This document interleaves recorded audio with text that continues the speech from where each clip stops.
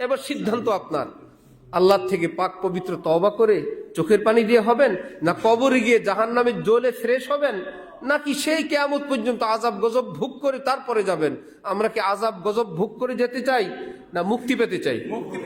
মুক্তির জন্য তওবা। আলহামদুলিল্লাহ, আলহামদুলিল্লাহ ওয়াকাফা ওয়া সালামুন আলা ইবাদিহিল্লাযীনা ইসতাফা, আম্মা বা'দ। فأعوذ بالله من الشيطان الرجيم. بسم الله الرحمن الرحيم. اهدنا الصراط المستقيم صراط الذين أنعمت عليهم غير المغضوب عليهم ولا الضالين. وقال تعالى: فاسألوا أهل الذكر إن كنتم لا تعلمون. صدق الله مولانا العظيم. وقال رسول الله صلى الله تعالى عليه وسلم: لا يزال الناس بخير ما أخذوا العلم عن أكابرهم، فإذا أخذوه عن أصاغرهم وشرارهم هلكوا.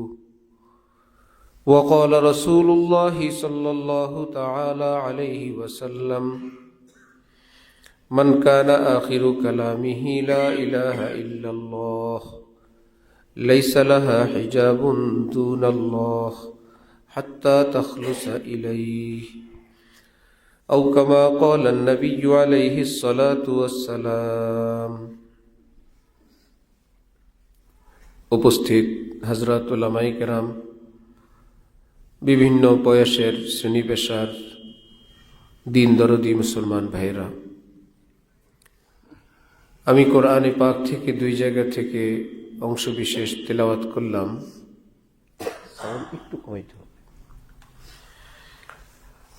এবং হযরত রাসূল করিম সাল্লাল্লাহু আলাইহি ওয়াসাল্লামের দুইখানা হাদিস শরীফ পাঠ করলাম। আল্লাহ পাক কোরআন শরীফ এবং হাদিস শরীফের সহি এলেম, সহি বুঝ আমাদের সকলকে দান করেন। কোরআনে পাক এবং হাদিসে পাকের নূরে আমাদের জীবনকে আলোকিত করার তৌফিক দান করেন।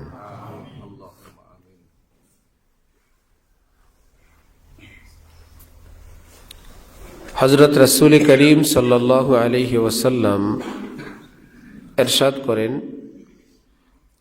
আমার উম্মত ততদিন পর্যন্ত পূর্ণ হেদায়েতের উপর অটল অবিচল থাকবে যতদিন পর্যন্ত তারা উম্মতের মধ্যে যারা এলমে আমলে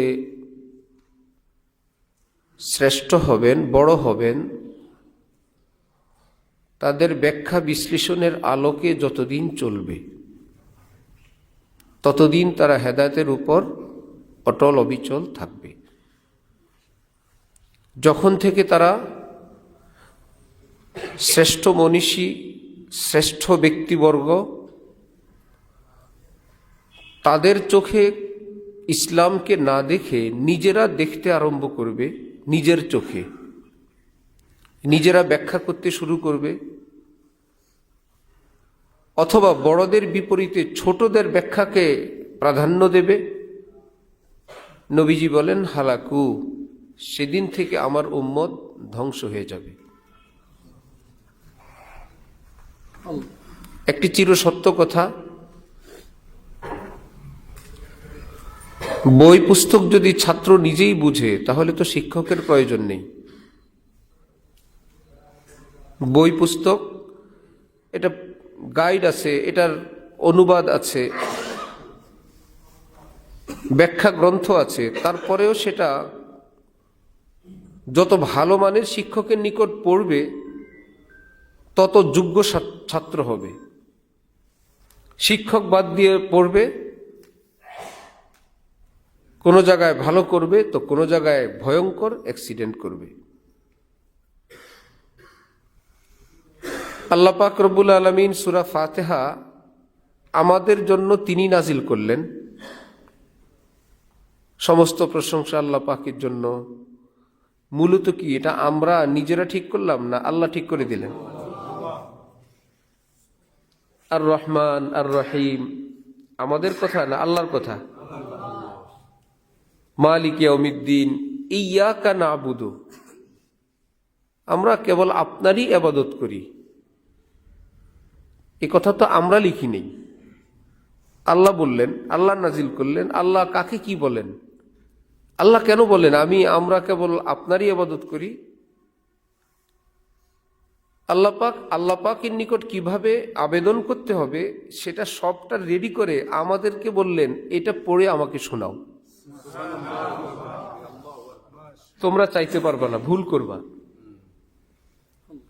শুরুতেই চাওয়া আরম্ভ করবা, চাইতে হলে তারিফ করতে হয়। আমাকে আগে প্রশংসা শোনাও। আলহামদুলিল্লাহ রব্বিল, সব প্রশংসা তো আপনার। আপনি রহমান, আপনি রহিম, আপনি মালিক ইয়াউমিদ্দিন, এভাবে বলো। তারপরে তুমি আমার কি লাগো সেটা বলো। প্রশংসা তো করলা, তুমি কে? বান্দা বলে ইয়্যাকা না'বুদু, আমরা আপনার গোলাম।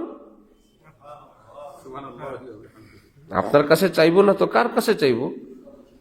একদিকে আপনি রহমান রহিম মালিক ইয়াউমিদ্দিন, আর আমরা আপনার গোলাম হই।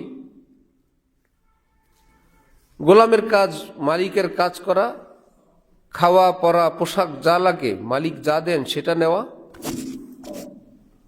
ঠিক আছে রাখো, এটার ওষুধ দিচ্ছি। এই যে একটা পা এদিক দাও আমার বরাবর, হ্যাঁ ঘোরাও, এবার উপরেরটা ঘোরাও, আর পড়বে না ইনশাআল্লাহ। দিচ্ছি। এক বুজুর্গ গোলাম খরিদ করে তাকে জিজ্ঞেস করলেন, বেটা তোমার নাম কি? রাখো তো। বলল, জনাব আমাদের কোনো নাম হয় না, আমাদের মালিক যাকে যেই নামে ডাকে। আমাদের ঢাকা শহরে কাজ করে যেই মহিলারা, এক এক বাসায় এক এক আওয়াজে তাদেরকে ডাকে। কোনো বাসায় বুয়া বলে, বুয়া। ঘরের সবাই ওই মহিলাটাকে বুয়া ডাকে, এই বুয়া আসো। কোনো বাসায় খালা ডাকে, মাও ডাকে খালা, মেয়েও ডাকে কি নামই খালা। খাজা বাবার মতো সবারই কি বাবা। ভাই বাবার বাবা হইলে ছেলের কি হবে? দাদা। না, এটা বাবারও বাবা ছেলেরও। ঠিক আছে ভাই, সম্মানী বাবা, এটা সম্মানের বাবা। তো এক খালা সবারই খালা। কোথাও আন্টি ডাকে, সবারই আন্টি। সে এসে বলতে পারবে না আমাকে বস ডাকতে হবে। যার ঘরে কাজ করবেন তারা যেটা বলে। এই গোলামকে জিজ্ঞেস করলেন, তাহলে তোমার কি নাম? আমরা কোনো নাম নিয়ে আসি না, মালিক যে নামে ডাকে সেটাই নাম। তুমি কি পোশাক পছন্দ করো? বলল, সরি আমাদেরকে লজ্জা দিবেন না, আমরা গোলাম জাতিগতভাবে, আমাদেরকে মালিকরা যে পোশাক দেয় আমরা সেটাই পরি। তাহলে তোমার রুচি কি? কি খাবার পছন্দ করো? বললেন, মালিক যেটা খেয়ে থাকে বা মালিক যেটা খাওয়ায় আমরা সেটাই খাই, আমাদের কোনো রুচি হয় না, আমরা তো গোলাম। আমার মা গোলাম, বাবা গোলাম, আমরা গোলামি করেই বেড়াই। যিনি খরিদ করে নিয়ে আসলেন তিনি বেহুশ হয়ে গেলেন। কয়েকদিনের গোলাম, কয়েকদিনের দাস এত উন্নত কথা বলতে পারে, এত দামি কথা বলতে পারে যে তার কোনো সিদ্ধান্ত নাই, সব মালিকের সিদ্ধান্ত। হুঁশ ফেরার পর গোলামকে বলল, আমি তোমাকে আল্লাহর জন্য আজাদ করে দিলাম, স্বাধীন করে মুক্ত করে দিলাম, যাও তুমি আমার আজ গোলাম না। জনাব আপনি আমাকে খরিদ করে নিয়ে আসলেন, আবার আজাদ করে দিলেন, ব্যাপার? বললেন, তুমি তো ক্ষণিকের গোলাম। পৃথিবীর মানুষের গোলাম বান্দির প্রথা ছিল, বেচা কিনা হয়তো। মালিক যদি বলে আজকে থেকে তুমি গোলাম না, তো সে তার গোলামি শেষ। আমি তো কারো গোলাম, আমার তো গোলামি শেষ হবার কোনো ব্যবস্থা নাই। আমি তো প্রকৃত গোলাম। আমার মালিকের গোলামি কিভাবে করতে হয়, কিভাবে ভাষা ব্যবহার করতে হয়, তুমি ক্ষণিকের গোলামের নিকট আমি শিখলাম যে মালিকের কাছে এভাবেই থাকতে হয়। এই খুশিতে আমি তোমাকে আজাদ করে দিলাম। जब नहीं हो किसी का तो क्यों हो किसी का, उन्हीं का हुआ जा रहा हूं। আমি আর কারো না, আমি কেবলই আমার আল্লাহর। क्यों ना हो रोज अजल से हो चुकी तकसीम कार, मैं हो मालिक के लिए और कुल जहां मेरे लिए। বিয়ে বাড়িতে কত আয়োজন। শাহ আব্দুল গনি ফুলপুরি রহমতুল্লাহ আলাই বলতেন, অনেক সাজ সজ্জা যে মেয়েটার জন্য, মেয়েটা কেবলই চোখের পানি ফেলে। বান্ধবীরা জিজ্ঞেস করলো, তোমাকে নিয়ে উৎসব, তুমি কান্না করো? বলল, আমি একই চিন্তায় কান্না করি, যেই বরের জন্য, স্বামীর জন্য আমাকে প্রস্তুত করা হলো, তিনি জানি আমাকে পছন্দ করবেন কিনা। তিনি যদি না করেন, এই আনন্দের কোনো মূল্য নেই। তিনি যদি পছন্দ করেন, আমাকে ভালোবাসেন, কোনো কিছু না হইলেও চলবে। তো সত্য মেয়েটার জন্য সাজ সজ্জা, কসমেটিক্স, শাড়ি, গহনা। কিন্তু মেয়েটা কি সাজ সজ্জা কসমেটিক্সের জন্য না স্বামীর জন্য? স্বামীর জন্য। সব আমার, আমি সব কিছুর না। কাফের মুশরিকদেরকে যদি বলা হয় কেন বেঁচে থাকো, ভোগ বিলাসের জন্য, খাওয়া দাওয়ার জন্য, ফুর্তি করার জন্য। ফুর্তি কেন করো? বাঁচার জন্য। বাঁচে খাওয়ার জন্য, খায় বাঁচার জন্য। উল্টা হয়ে গেল। মুসলমানকে যদি বলো কেন খাও, বাঁচার জন্য। বাঁচো কেন? আল্লাহর জন্য। কুল ইন্না সালাতি ওয়া নুসুকি ওয়া মাহইয়ায়া ওয়া মামাতি, তারপরে কি? লিল্লাহি রাব্বিল আলামিন। আমার হায়াত, আমার মৌত, আমার সবই তো আমার না, সবই আমার আল্লাহর। একটা মৃত্যুর সংবাদ, দুঃসংবাদ পেলে আমরা বলি ইন্না লিল্লাহি, ইন্না নিশ্চয়ই আমরা সকলেই, লিল্লাহি আল্লাহর। আমরা তো আমাদের না, আমরা তো আল্লাহর। আমি আমার না, আমি আল্লাহর। ওয়া ইন্না ইলাইহি রাজিউন, আমরা তার কাছেই ফিরে যাব, যেমন তিনি গেলেন। যার সংবাদ পেলাম তিনি গেলেন, আমরা সবাই যারা জীবিতরা আছি আমরা তার কাছেই ফিরে যাব। আমরা তো আমাদের মালিকের। ডানে বায়ে ঘুরার কোনো ব্যবস্থা নাই, এমন বেষ্টনী দেওয়া, আসমান থেকে বের হবার কোনো ব্যবস্থা নাই। কোথায় দৌড়াবেন? আল্লাহ তো মালিকের গোলামি আমরা প্রতিদিন বলি, ইয়াকা নাবুদু, আমরা আপনার গোলাম হই, আমরা আপনার গোলাম লাগি, আমরা আপনার কাজই করি। ওয়া ইয়াকা নাস্তাইন, আপনার কাছেই সাহায্য চাই। কার কাছে চাইবো? আপনি মালিক, আমার তো আর মালিক নাই। এক বুজুর্গ দীর্ঘকাল যাবৎ ইবাদত বন্দিগি করেন। একদিন তওয়াফের সময় খাদেম বলে উঠল, হযরত এক গায়বী আওয়াজ, আপনাকে বলা হচ্ছে আপনার কোনো ইবাদত কবুল হয় না। তিনি বললেন, কখন? এই মাত্র শুনলাম। ওই বুজুর্গ বললেন, বাবা আমি 70 বছর যাবৎ ইবাদত করি, বিশেষ করে তাহাজ্জুদ পড়তে উঠলেই আমি আওয়াজ পাই, আমার কোনো আমল কবুল হয় না। খাদেমের মতোই কথা বললেন। তাহলে ইবাদত করে লাভ কি? আপনি যার ইবাদত করেন, গায়বী আওয়াজ যদি আসে আপনার ইবাদত কবুল হয় না, ইবাদত করে লাভ কি? সে বুজুর্গ বললেন, বলো কি বাবা, আমার কি আরেকজন আল্লাহ আছেন? আমি এই আল্লাহ কবুল করেন না, তাহলে আরেকজন খোদার কাছে গিয়ে দেখি, আরেকজন আল্লাহ আছেন তার কাছে গিয়ে দেখি তিনি কবুল করেন কিনা। আমার তো মালিক একজন, কবুল করা না করা তার কাজ, পড়ে থাকা আমার কাজ। खोले वो या न खोले दर, उस पे हो क्यों तेरी नजर, तू तो बस अपना काम कर, यानी सदा लगाए जा। দুয়ার খুলুক নাই খুলুক সেটা তার ব্যাপার, আমি দুয়ারে পড়েই থাকবো, আমি কোনো দুয়ারে যাব না। আমার তো আর আল্লাহ নাই, আল্লাহ কবুল করলেও আমি আল্লাহর, না করলেও আল্লাহরই করব। গায়েব থেকে আওয়াজ, কবুল গারচে হুনার নিস্তি কে জুসমা পানাহে দিগার, নিস্তি কি বললা? আমি কবুল না করলেও আমার দুয়ার ছেড়ে যাবা না? এ কথা তো আমার বড় ভালো লাগছে। চলো তোমার সারা জীবনের সব বন্দিগি কবুল করে নিলাম। এতটা ভালোবাসলা। স্ত্রীর উপরে স্বামীর অসন্তুষ্ট, সে একদিন রাগের চোটে বলল, যাও তুমি চলে যাও। পায়ে পড়ে বলল, আমাকে না করে দিয়েন না, আমি আপনাকে ভুলতে পারবো না। হাজার মারেন কাটেন, রাগ করেন, অভিমান করেন, আমি আপনাকে ভুলতে পারবো না। এরপরে কি স্বামী আর হাত উঠাতে পারবে? ওফো, এটা কেমন মেয়ে, কি বলে? আমি পৃথিবী ভুলতে পারবো, আপনাকে ভুলতে পারবো না। আমাদের এক পীর ভাই, ছোট ছেলে 21-22 বছর, বিয়ে করলো। বড় ছেলে বিয়ে করে নাই, ছোট জন আগেই বিয়ে করে ফেলছে। 9 মাসের মাথায় মোটরসাইকেল অ্যাক্সিডেন্টে ছেলেটা শেষ। এখন বৌমা তার বাড়িতে আসে, বলে কি, আমাকে তো শরীফ ছেড়ে যায় নাই, আমাকে তো সে তালাক দেয় নাই, আমি আপনাদেরকে ছেড়ে যাব না। কতক্ষণ পর পর কবরে গিয়ে শুয়ে থাকে। মেয়েও ভালো, শ্বশুর শাশুড়িরও পছন্দ। এখন শাশুড়ি সহ নিজের বউ সহ, যেই ছেলে নেয় ওই ছেলের বউ সহ কবরে গিয়ে কান্নাকাটি করে। এদের ঘরে মেয়ের মতনই থাকে। এখন ওই বেচারা, শ্বশুর বেচারা তার বড় ছেলেটা যেটা বিয়ে করে নেই তাকে বলতেছে তুমি বিয়ে করো। সে লজ্জা পায়, ছোট ভাইয়ের বউ আমাকে বলতেছে একটু দোয়া করেন আল্লাহ যেন তার দিলটা। এমন মেয়ে হাজারে হয় না। সে বলতেছে এই বাড়ি ছেড়ে যাবে না। বলে শরীফ তো আমাকে তালাক দেয় নেই, সে তো আমাকে বলে না এই বাড়ি থেকে চলে আমার বাড়িতে যেতে, আমাকে তো এখানে রেখে গেছে, আমি এখানেই থাকবো, আমি কোথাও বিয়ে বসবো না। এই কথা শুনলে অন্তরটা নরম হয় না? হয়। ভাগায় দেওয়ার পরেও যদি না যায় তখন একটু মায়া লাগে। রব্বুল আলামিন বলেন ওয়ালা নাবুলুয়ান্নাকুম বিশাইইম মিনাল খাউফি ওয়াল জুই ওয়া নাকসিম মিনাল আমওয়াল ওয়াল আনফুসি ওয়াস সামারাত। আমার প্রেমিকদেরকে আমি একটু পরীক্ষা করব, ভয় অভাব অনটন দিয়ে একটু টেস্ট করব।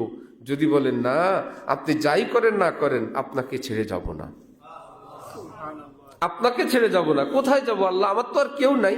রব্বুল আলামিন বলেন ওয়াবাশশিরিস সাবিরিন, যারা ধৈর্য ধারণ করে সবর করে থাকলো, হে নবী আপনি সুসংবাদ দিয়ে দিন আমি তাদের উপর সন্তুষ্ট, তাদের জন্য জান্নাত। তাহলে ইয়াকা নাবুদু আমরা সকলেই বলি ওয়া ইয়াকা, এটা কি আমাদের কারো কোনো হযরত কিংবা কোনো নবীর বানানো কথা না আল্লাহর কথা? আমাদেরকে বললেন এভাবে চাও। তারপরে বললেন এভাবে চাও ইহদিনাস সিরাতাল মুস্তাকিম, আল্লাহ আমাদেরকে সিরাতে মুস্তাকিম দেন। এই চাওয়াটাই শুরু। আলহামদুলিল্লাহ, আর রহমান আর রহিম, মালিক ইয়াউমিদ্দিন, ইয়্যাকা না'বুদু ওয়া ইয়্যাকা নাস্তাঈন, এই সব কিছু ভূমিকা এই চাওয়া শুরু। তাহলে আমাকে সিরাতে মুস্তাকিমটা দিয়ে দেন। সিরাতুল মুস্তাকিম যেটা সোজা জান্নাতের পথ। আল্লাহ আবার এখানে ব্যাখ্যা করে, এই সূরা ফাতিহার মধ্যে এখানে বয়ান করে এখানে আবার ব্যাখ্যা করছেন সিরাতাল্লাযীনা আন'আমতা আলাইহিম।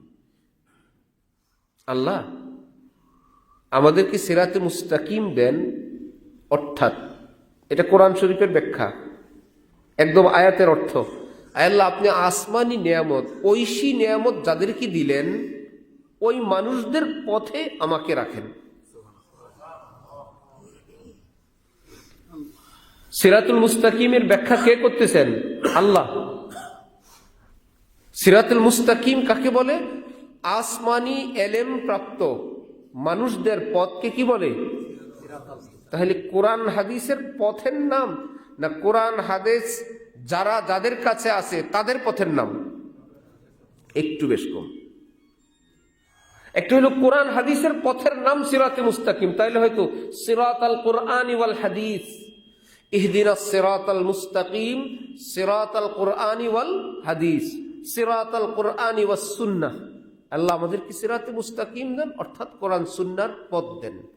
এটা না বলে আল্লাহ পাক বললেন আরবি গ্রামার আল্লাযীনা, ওই সকল মানুষ, খুব খেয়াল করবেন, সিরাতাল্লাযীনা ওই সকলের মানুষের পথ, সেটাই তো সিরাতে মুস্তাকিম। আল্লাহ আমাকে সেটাই দেন, ওই সকল মানুষদের পথটা আমাকে দেন। আন'আমতা আলাইহিম, যাদের উপর আপনি আসমানি বিশেষ নিয়ামত অর্থাৎ ইলমে ওহী দিয়েছেন। ইলমে ওহী থাকে নবীর নিকট, নবীর অবর্তমানে নায়েবে নবীর নিকট। এই আয়াতের ব্যাখ্যা আল্লাহ পাক আরেক আয়াতে বললেন মিনান নাবিয়্যিন ওয়াস সিদ্দীকিন ওয়াস শুহাদা ওয়াস সালিহিন। আসমানি নিয়ামত প্রাপ্ত বান্দা হয়তো নবী হবেন অথবা নবীর খাঁটি নায়েব হবেন। তাহলে আল কোরআন ইউফাসসিরু বাযুহু বাযান, কোরআনের এক অংশ অন্য অংশের তাফসীর করে, সবটা মিলে অর্থ হলো আল্লাহ আমাদেরকে বলছেন বলো আল্লাহ আমাকে সিরাতে মুস্তাকিম দেন, অর্থাৎ আল্লাহ আমাকে নবী কিংবা খাঁটি নবী নায়েব যারা তাদের পথ আমাকে দেন। আল্লাহ নবীও জান্নাতি, নবীর নায়েবরাও কি জান্নাতি। আল্লাহ আমাকে সেই পথ দেন, সেই পথ দেন। গায়রিল মাগদুবি আলাইহিম, আল্লাহ যাদের উপর গজব পড়ে, মাগজুব গজব থেকে, ওয়ালাদ-দাল্লিন, যারা পথ হারা, আমি যেন তাদের সঙ্গী না হই, আমি যেন তাদের অনুসারী না হই। আল্লাহ বললেন আমার কাছে এটা চাও, অন্য কিছু চাও না। নামাজে চাইবা তো এই বিশেষ জিনিসটা চাও, জান্নাতের পথটা ক্লিয়ার করো, বাকি ডান বাম হবে। হাম ऐसे रहे या के वैसे रहे, वहां देखना है कि कैसे रहे, हयात दो रोजा का क्या आयुष गम, मुसाफिर रहे जैसे तैसे रहे। দই, মিষ্টি, ছানা, ক্ষীর, পনির, ঘি কি দিয়ে তৈরি করে? দুধ। কারো কাছে যদি দুধ থাকে সে কি বলতে পারবে সুতরাং ঘি, দই, ছানা, মিষ্টি, রসমলাই, পনির আমি সবটাই খাইতে পারি যেহেতু আমার গাভী আছে, দুধ আছে, এই কথা বলতে পারবে সে? কেন? দুধ দিয়েই তো সব বানায়, বানায় দুধ দিয়ে, কিন্তু কারিগর আলাদা আলাদা কারিগর লাগবে। কারিগর যদি না হয় দুধ থাকবে, কিন্তু দুধ দিয়ে পনির বানানো, ঘি বানানো, ছানা বানানো, রসমালাই বানানো, ক্ষীর চমচম বানানো, চমচম বানানো, স্পঞ্জ মিষ্টি বানানো সবার কাজ না, কারিগরের কাজ। দুধওয়ালা যদি খুশি হয়, হ্যাঁ দুধ তো ভালো জিনিস, আপনি দুধ সেবন করতে পারবেন, কিন্তু বাকিটা পারবেন না। হ্যাঁ, কারো থেকে যদি কারিগরি শিখেন সেটা ভিন্ন ব্যাপার। ঠিক পুরা ইসলামটা কোরআন এবং হাদিস দ্বারাই তৈরি, কিন্তু আমি আপনি বানাবো না, কারিগর বানাবেন, কারিগর বানাবেন। কেউ কেউ আমাদেরকে সহজ সরল ভাষায় বলে দেন কোরআন সুন্নাই তো পথ। মনে করেন, ওই ভাইয়েরা মনে করেন, খুব খেয়াল করবেন, কোরআন শরীফে এবং হাদিস শরীফে আমরা কিভাবে চলবো এটা ডিটেলস দেওয়া আছে, সব আছে। বললাম না, দুধে সব আছে, কারিগরের জন্য, সবার জন্য না। কোরআন হাদিসে সব আছে, আমাদের সবার জন্য না। কাদের জন্য? ইমাম বুখারীদের জন্য, ইমাম মুসলিমদের জন্য, ইমাম আবু হানিফাদের জন্য, ইমাম মালিকদের জন্য, ইবনে কাইয়িম জাওজিয়াদের জন্য, শাওলিউল্লাহ দেহলভিদের জন্য, সব আছে। আমি আপনি সাগরের থেকে ঘুরে আসব, কিছু জাহাজ আছে, ছোট্ট ছোট্ট কিছু ট্রলার, কিছু নৌকা আছে, আর কিছু ফেনা আছে, কিছু মাছ টাছ দেখলাম, এই নাকি সাগরে? অন্যরা বলেন না, সাগরে অনেক বিভিন্ন প্রাণী আছে, নিচে কিছু গাছগাছালি আছে, মণিমুক্তা আছে। না না, সাগরে ঘুরে আসলাম, কিচ্ছু নেই। কোথায় ঘুরে আসলেন? আমি সাগর ভ্রমণ করে আসলাম। এগুলো তো সাগরের উপরে থাকে না, মণিমুক্তা অনেক তলে থাকে, অনেক নিচে থাকে। সে পর্যন্ত গেছিলেন? না, আমি তো সে পর্যন্ত যেতে পারি নাই। সুতরাং মণিমুক্তাও দেখেন নাই, বিভিন্ন প্রাণীও দেখেন নাই, সবই আছে। কোরআনে পাক, কোরআনে পাক, কোরআনে পাকে শুধু আদেশ আছে, আদেশ এবং নিষেধ। এটা করো, এটা করো না। কিন্তু এই করো, এটা কি ফরজ? এটা কি ওয়াজিব হিসাবে আদেশ, সুন্নত হিসাবে আদেশ, মুস্তাহাব হিসাবে আদেশ, নাকি জায়েজ, করো মানে করতে পারো, পারমিশন হিসাবে আদেশ? এই কথাটা কোরআনে লেখা নেই। আল্লাহ পাক বলছেন করো। করো মানে কি? করতেই হবে, না না করলেও চলবে, এটা কোরআনে নেই। বড় মুশকিল। কোরআন শরীফে আছে ইযা হালালতুম ফাসতাদু, হজ উমরা কারিগণ, তোমরা যখন হালাল হও, এহরাম মুক্ত হও, এহরাম অবস্থায় কিছু জিনিস নিষেধ, খুশবু ব্যবহার, চেহারা ঢাকা, মাথা ঢাকা, কোনো প্রাণী জবাই করা, স্ত্রীর সঙ্গে থাকা, ইত্যাদি ইত্যাদি, একটা পশম ছেঁড়া, এগুলো সব নিষেধ। ইদা হালালতুম, যখন তোমার হজ উমরার পাঠ শেষ হয়ে তুমি যখন হালাল হলে, এহরামি নিষেধাজ্ঞা থেকে উঠে গেলে তুমি, আল্লাহ পাক বলেন ফাসতাদু, প্রাণী শিকার করো। আপনাদের দেশে হজ উমরাকারী কেউ কি হজের কিতাবে এটা পাইছে যে কোরআন শরীফে যেহেতু আছে সাথে একটু পিস্তল নিয়ে যান, বন্দুক নিয়ে যান? কারণ হালাল হওয়ার পরে কোরআন শরীফে আদেশ আছে প্রাণী শিকার করতে হবে। কোরআন শরীফে তো আল্লাহর আদেশ, কোন হজ উমরাওয়ালারা প্রাণী শিকার করে? আল্লাহর হুকুম করবেন না কেন? আল্লাহ পাক আদেশ করছেন, আপনি কি আল্লাহর আদেশ অমান্যকারী? ওই যে যারা কারিগররা বলছেন এখানে করো মানে করতে পারো, নিষেধাজ্ঞা উঠায় দেয়া হলো। কারিগর যদি না থাকে আপনি বলবেন আল্লাহর আদেশ, এই হুজুররা তো বলবেন এগুলো। যেমন যারা 5 বছরের মাথায় মাঝে মাঝে নামাজ পড়ে, বুঝেন নাই? 5 বছরের নামাজ পড়ে এরকম লোক আছে না? এখন যেরকম নামাজির সংখ্যা বাড়ছে না, ভোটের আগে নামাজের সংখ্যা বাড়ে না? আপনারা তখন বুঝতে পারেন নাই। আপনারা তো জানেন সাপ্তাহিক মুসল্লি, মাসিক মুসল্লি, বার্ষিক মুসল্লি, এই পর্যন্ত জানেন। 5 বছরের মুসল্লি আপনারা খেয়াল করতে পারেননি। সারা বছর কোনো খবর নাই। তো এখন 5 বছর পরে নামাজ পড়া শুরু করে, তাহলে নামাজ এটা ধর্মীয় কাজ। এই কাজটাকে আল্লাহর জন্য যদি কেউ করেন আমি তাকে বলবো না খারাপ কিছু। 5 বছর পরেও যদি পড়ে ওকে, 10 বছর পড়লেও ওয়েলকাম। কিন্তু কেউ যদি দুনিয়াবি কোনো স্বার্থে 5 বছর পরে মসজিদে আসে, তাহলে এটা কি ধর্মের ব্যবসা হলো না? এই ব্যক্তিরা বলে যারা সারা বছর নামাজ পড়ে, এদেরকে বলে এরা ধর্ম ব্যবসায়ী।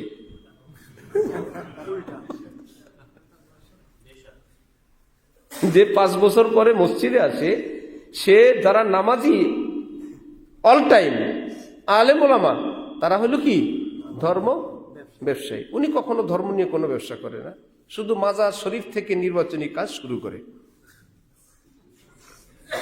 ধর্ম নিয়ে কোনো ব্যবসা করে না। একবার পাখিদের একটা অনুষ্ঠান হলো, প্রস্তাব উঠলো, এত সুন্দর পাখিদের মধ্যে যার চেহারা একদম বেশি কুৎসিত বিশ্রী, তাকে আমাদের অনুষ্ঠান থেকে উঠায় দেওয়া হোক।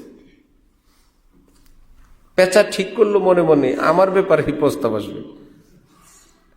পেঁচা এই প্রস্তাব শুনে ভাবলো কিছুক্ষণের মধ্যে রায় হবে আমার নামে। সবার আগে সে উঠলো, আমি সকলের পক্ষ থেকে এই প্রস্তাবকে সমর্থন করি এবং সকলের কাছে অনুরোধ, আপনারা সিদ্ধান্ত নেন, আমাকে শুধু দেখায় দিবেন, আমি কান ধরে বের করে দেব।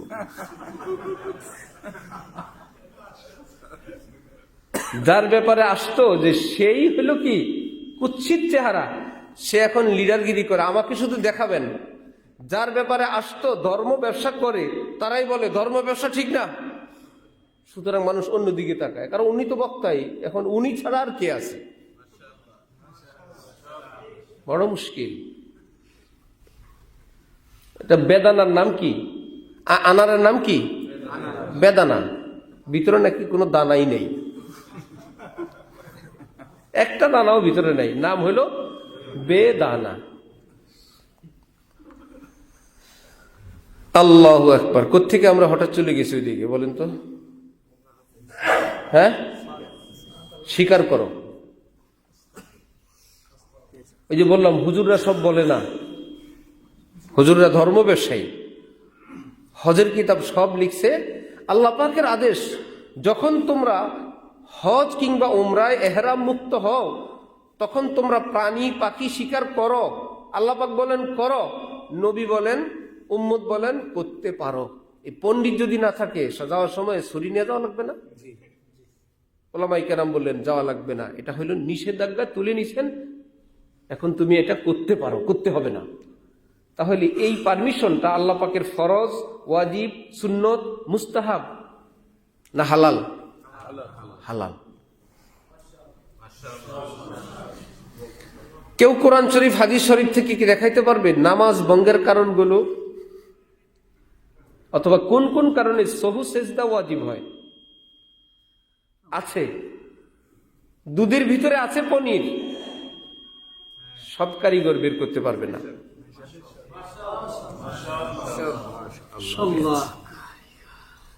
গাছে নারকেল থাকলেই, ডাব থাকলেই খাওয়া যায় না, নামানোর লোক লাগে। না হলে গাছের মালিক এবং মেহমান দুইজনে গাছের গোড়ায় বলে এই ডাবগুলো খাওয়ানোর নিয়ত ছিল, ঢাকার থেকে আসছেন, এই ডাব দেখা যায় না 20 ফুট 30 ফুট, এই ডাব, এটা কি বড়ই গাছ, লাড়া দিলে পড়বে? দোনোজন তাকে আছে, এই ডাব একদম দেখা যায় যে এই ডাব, শুধু নামানোর লোক নেই, ভাগ্যে নাই। বাল হুয়া কুরআনুম মাজিদ ফি লাউহিম মাহফুজ। শুরুতে আল্লাহ পাক বললেন আলিফ লাম মিম, তারপরে কি হাযাল কিতাব না যালিকাল কিতাব। একটু আরবি গ্রামার যারা জানেন বাকিরা বুঝবেন। যালিকাল কিতাব তো ওই কিতাব, কিতাব তো আমাদের সামনে হবে হাযাল কিতাব, এই কিতাব, এর মধ্যে কোনো সন্দেহের অবকাশ নেই। আল্লাহ পাক বলেন না না এই কিতাব না, ওই কিতাব। কি ব্যাপার ওই কিতাব কেন? সকলকে বললেন এটা তোমাদের প্রেস থেকে ছাপা কোরআন, যেটা অরিজিনাল কোরআন তো এটা না। কোরআনের বাড়ি তো আর এমদাদিয়া লাইব্রেরি না, বাংলা বাজার চকবাজার না, রাজশাহীর কোনো লাইব্রেরি না, কোনো মানুষের হাতের লেখা কোরআন, এটাই তো কোরআন না। এটা তো কালো অক্ষরের কেবল কোরআনের একটা কপি। যেমন আগুনের ছবি কি আগুন না ছবি? এটা দিলে কি গরম হবে? তা আগুনের ছবি আর আগুনের ভিডিও, এ তো পাতিল গরম হবে না, আগুন আরেক জিনিস। কোরআন এমন দামি, কোরআনের নকশারও দাম, কোরআনের হরফেরও দাম। আল্লাহ পাক বলেন তোমরা আবার মনে করো না এটাই মূল কোরআন, না।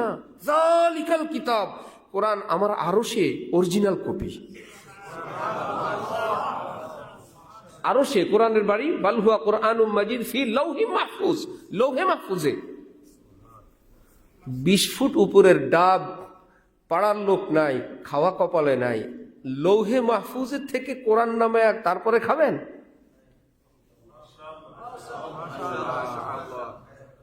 চেইনে চেইনে আসবে।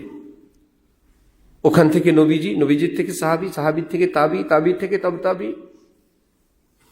মান ক্বালা ফিল কুরআনি বিরাইহি ওয়া আসাবা ফাকাদ আখতা। নবীজি বলেন কোরআনের ব্যাপারে যে নিজের থেকে মুখ খুলল সে ভয়ঙ্কর অন্যায় করলো। এটা কি তোমার ব্যাপার? তুমি মুখ খুলবা ইচ্ছা মতো? আরবি গ্রামার পারলেই তুমি মুখ খুলবা? এটা কি আরবি? বলেন তো কোরআন কি আরবি ভাষা না আসমানি ভাষা? এখানে এটা পেচ।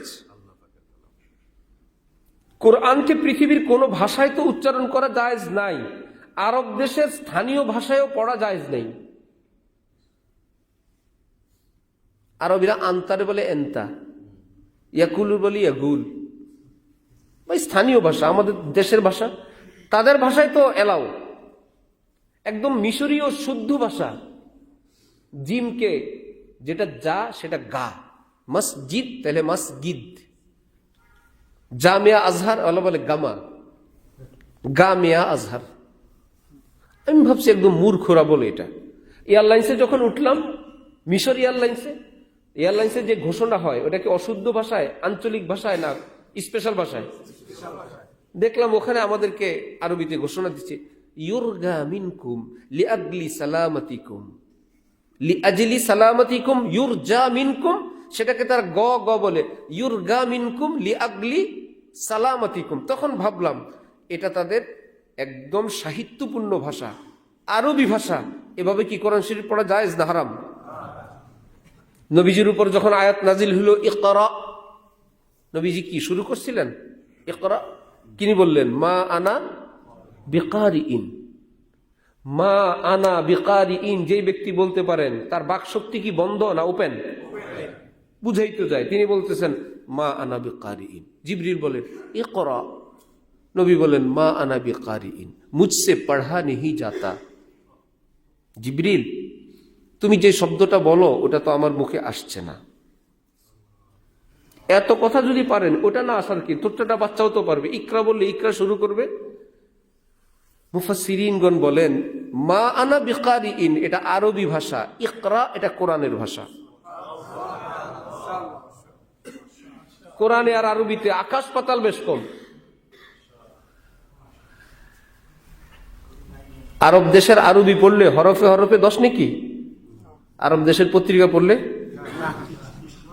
বিস্কুটের কার্টুন পড়লে, বিস্কুটের কার্টুন আরবি তো, হরফে হরফে 10 নাকি? এগুলো কি আরবি। কোরআন যদি পড়েন আবুল আহাবের নাম যদি পড়েন তাব্বাত ইয়াদা আবিল আহাব মানে আবুল আহাব, যেহেতু কোরআনে আছে আবুল আহাব পড়লেও হরফে হরফে কমপক্ষে 10 নাকি আছে। কালবুহুম বাসিতুন, কালবুন কুকুর, আসহাবে কাহাফের কুকুরটা আছে না, আল্লাহ পাক বলে ওই যে কুকুরটা কালবুহুম, তাদের কুকুর। ওই কালবুন পড়ছিলেন কাফ লাম বা 3 হরফে 30 নাকি? কেন? এটা কোরআন।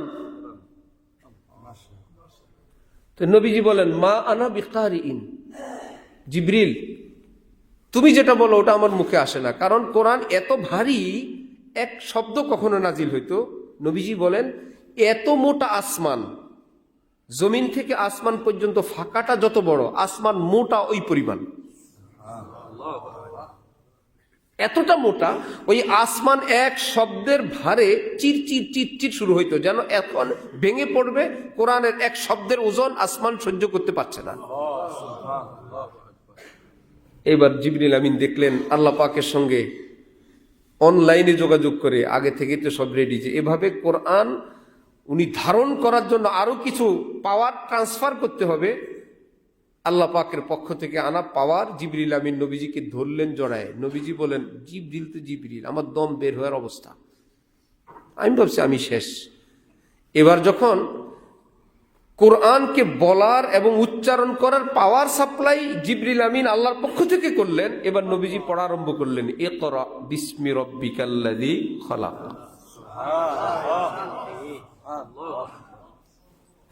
তাহলে আরবি আর কোরআন এক জিনিস? কোরআন তো লৌহে মাহফুজ থেকে আসা একটা ভাষা। আবু জাহেল আরবিতে কথা বলতো, আরবিতে কথা বলতো, কোরআন না। তো যারা আরবি গ্রামার পড়ে কোরআনের ব্যাখ্যা করতে যায় বিপদে পড়ে যায়। পড়ছে আরবি, অনুবাদ করে কিসের? কোরআনের। যেমন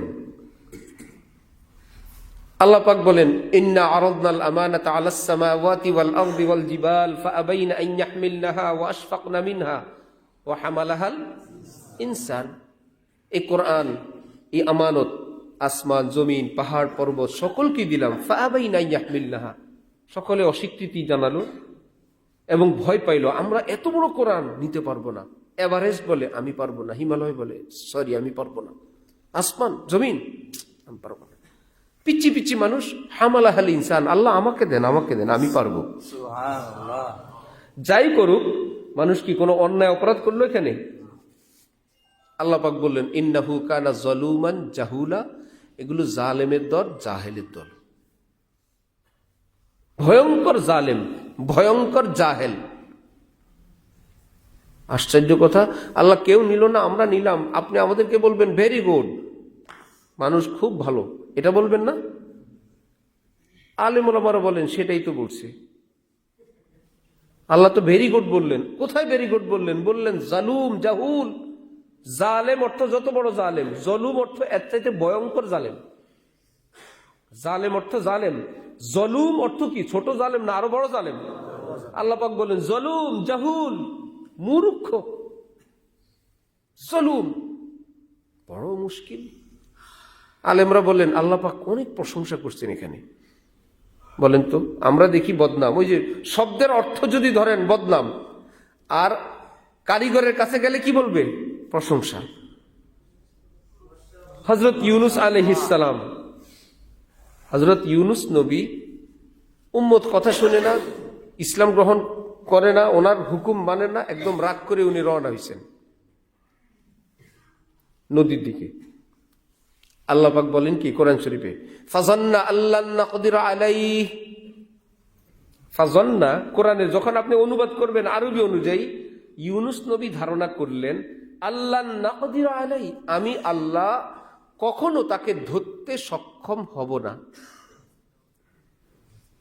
আল্লাহ ধরতে পারবেন না। মুসলমান তো মুসলমান, কাফের কি কথা বলে? সাধারণ মুসলমান কি আকীদা রাখে আমি যদি একটা দৌড় দিই আল্লাহ আমারে ধরতে পারবে না? হযরত ইউনুস নবী যাচ্ছেন দ্রুত হেঁটে, আল্লাহ পাক বলেন কি ইউনুস ভাবছে আমি ধরতে পারবো না, কোশ্চিন কালেও ধরতে পারবো না।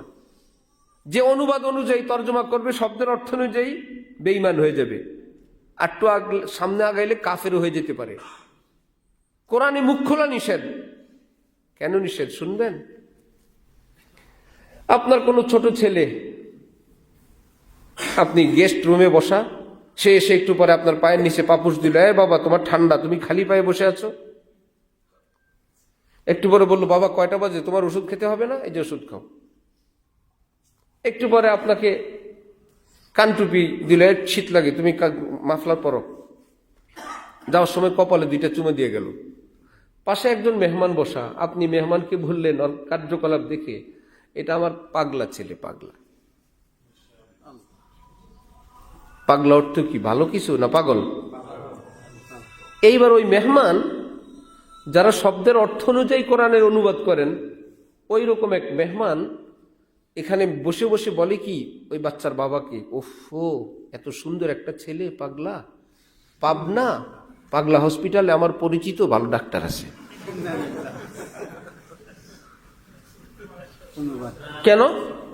এই যে এত সুন্দর এত ফুটফুটে একটা ছেলে পাগলা, ওর জন্য চিকিৎসা করাতে আপনি চাইলে আমি ব্যবস্থা করতে পারবো।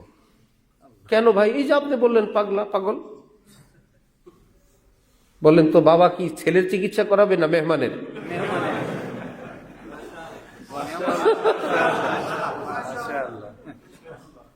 কি বলেন? আপনি বললেন পাগলা, আপনি আবার এখন আমাকে না টানাটানি করেন। আর তোর তো মাথায় কিছুই নেই, গোবর আর গোবর। কি হয়েছে? আপনি আপনার কথাই বললেন। এই পাগলাটা কি বদনাম না প্রশংসা?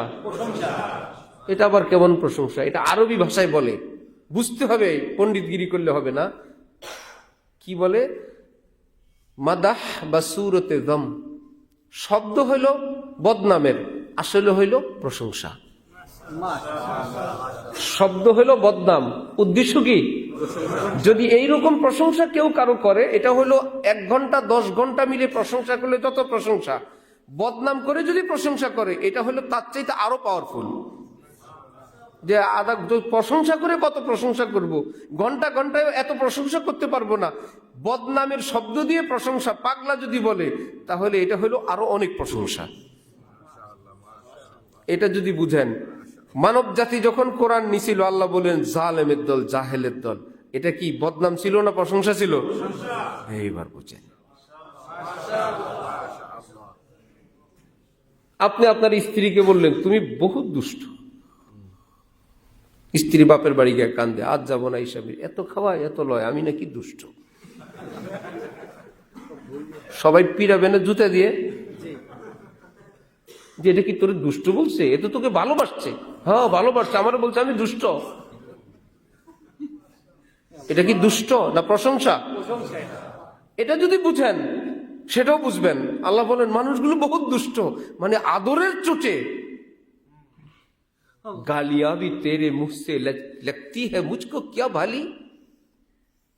লায়লা বেচারি হালুয়া বিতরণ করে, যে যায় তাকে হালুয়া দেয়। মজনু ভাবছে প্রেমিক, এই ফাঁকে একটু যাই সাক্ষাৎ করে আসি।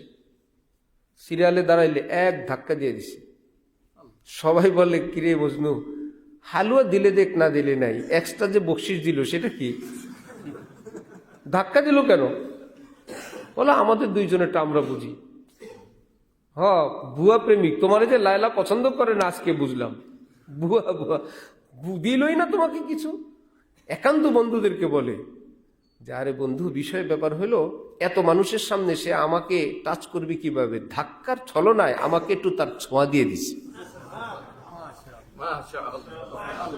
আমাকে তার হাতের একটু পরশ দিছে। এটা আমরা দুইজন জানি, কেউ বুঝবে না। তোমরা পাইছো হালুয়া, আমি পাইছি লায়লার পরশ, কিন্তু উপরে উপরে হলো ধাক্কা।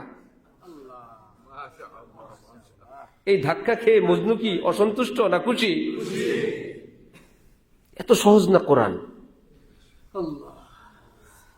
একটু অনুবাদ, একটু চ্যাট জিপিটি আর গুগল শরীফ দিয়ে বলবেন, গ্রোককে বলবেন বলো তো, তাহলে আপনি যুগের ইবনে হজর আসকালানি। আল্লাহ আল্লাহ আমাদেরকে দ্বীনের সহি বুঝ দান করেন। তা আল্লাহ আমাদেরকে বলছেন ইহদিনাস সিরাতাল, তারপরে কি কোরআন হাদিসের কথা না, কোরআন হাদিসওয়ালা মানুষের কথা। সংক্ষেপে এইটুক বুঝেন যে আল্লাহ আমাদেরকে সিরাতে মুস্তাকিম দেন, অর্থাৎ কোরআন হাদিসওয়ালা মানুষের পথ দেন, কোরআন হাদিস না। কারণ কোরআন হাদিস আমাকে দিলে আমি কি করব? আপনার দরকার ব্রিজের ওই পারে যাওয়ার, আপনারা একজনের রড সিমেন্ট ইটা বালু এনে দিল, এটা দিয়ে ব্রিজ বানায় যান। আরে বাবা, কারণ যারা বানাইছে তারাও তো মানুষ। পদ্মা ব্রিজ যারা বানাইছে ফেরেশতা না মানুষ? বললো তারা যদি মানুষ হয় আপনি নিচে বানায় যাবেন। এটা সহজ না টুল দিয়ে যাওয়া সহজ? না, আমি অন্যকে টুল দিব কেন? তারা মানুষ, আমি মানুষ না। আরেকজনের বিমানে কেন যাব? নিজে বিমান কিনে যেদিন নিজে চালাবো সেদিন হজে যাব। যায়েন, আরেকজনের বিমানে উনি হজে যাবে না, উনি নাকি নিজে পাইলট হয়ে হজে যাবে। এটা বুদ্ধিমানের কাজ না। যে যেই সাবজেক্টে পারদর্শী মাহের তাকে বস মানেন, ওস্তাদ মানেন, তার টিকিট ভিসা নিয়ে তার বিমানে উঠেন 6 ঘন্টায়। এতদিনের ট্রেনিং প্রাপ্ত পাইলট 6 ঘন্টায় জিদ্দা। আমার আপনার মতন সাধারণ লোক অথবা মূর্খ মানুষ 6 ঘন্টায় কোথায়? জিদ্দা। বাবা আপনি কেমনে আসলেন বিমানে? বলল বাবা আমার ছেলে থাকে এই দেশে, ভিসার ব্যবস্থা করে টিকিট দিছে, আল্লাহ আল্লাহ করে ইমিগ্রেশন পার হয়ে বোর্ডিং পাস নিয়ে উঠে গেছি। আর আমার কাজ নাই, মাঝে মাঝে খাওয়ান দাওয়ান দিছে, আমি জিদ্দা এসে গেছি। এই বলে কি পাইলট সাহেব বাড়ি বাড়ি থেকে লোক ধরে নিয়ে যায় যে আপনারা জিদ্দা নিব, আপনারা জিদ্দা নিব? এভাবে নেয় না, নিজে যাইতে হয়। কিছু কাজ আমাদের আছে নিজের, কিছু কাজ আলেমদের। বগিকে ট্রেনের ইঞ্জিন টেনে নিয়ে যায়, এই বলি কি ইঞ্জিন বাড়ি বাড়ি ঘুরে বগি তালাশ করে? পুরা স্টেশনের যেই বগিগুলো আছে সবগুলোরে নিয়ে যায়? কোনটারে নেয়? ইঞ্জিন যেই লাইনে, ওই লাইনে যেই বগি থাকবে। এক, থাকলেই কাজ হবে না, পিছন দিক থেকে নিজেকে বাঁধতে হবে। 2,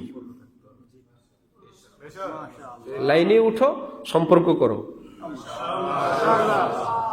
তোমার ব্যাটারি নাই, ইঞ্জিন নাই, চালক নাই, নো টেনশন, কিছু কষ্ট করো, লাইনে উঠো। আরেকটু কষ্ট করো, কি করো? সম্পর্ক করো, বাকিটা আমি। এটাই ইসলামের নিয়ম। আচ্ছা, প্রথম বগি তো গেল ইঞ্জিনের সঙ্গে লেগে, দ্বিতীয় বগি যদি বলে আমিও যাব, তার তো ইঞ্জিনের সঙ্গে লাগার কোনো ব্যবস্থা নাই।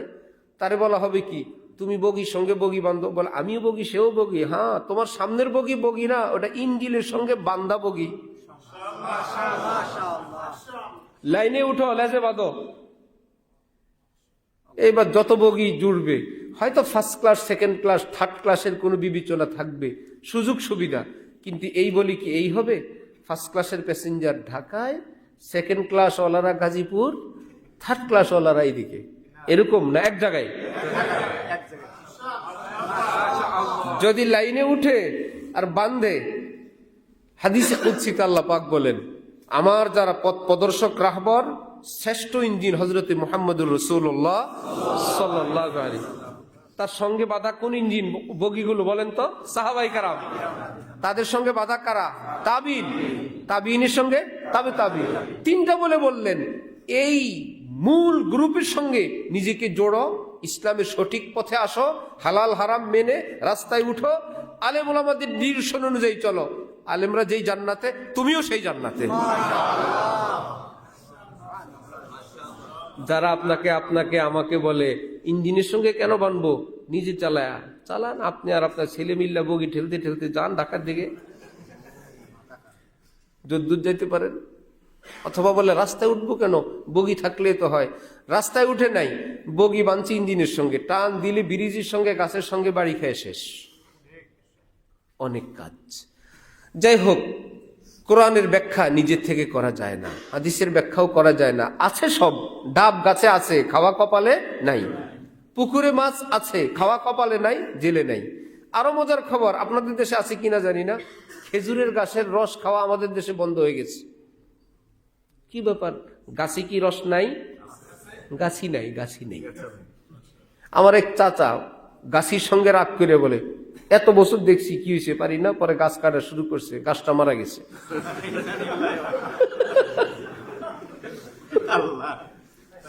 পন্ডিতি করতে গেছে, কোন বরাবর কাইটা ভাবছে একটু বেশি করে কাটি যাতে রস একদম ভরে যায়, গাছটা শেষ। গাছে রস আছে, কিন্তু কাটবে কে? যে অভিজ্ঞ গাছি, সে কাটলে রস পাবে। আর দুষ্টরা আর গৃহস্থের যেদিন কি করে, রস কম পড়ে, নিজের যেদিন ভালো করে কাটে রস বেশি নিয়ে যায়। আমার আব্বা কি করে, দোনোদিন এটা রাখে, নিজের বাগেরটাও রাখে, অদিন এটা কিনে রাখে। গাছি না থাকলে যেরকম রস কপালে নাই, গাছে উঠার লোক না থাকলে ডাব কপালে নাই, জেলে না থাকলে মাছ কপালে নাই। অথচ প্রত্যেকটা জিনিস আছে, গাছে রসও আছে, ডাবও আছে, পুকুরে মাছও আছে। নবীজি কি বলেন জানেন? ইন্নামা ইউকবাজুল ইলমু বিকবজিল উলামা।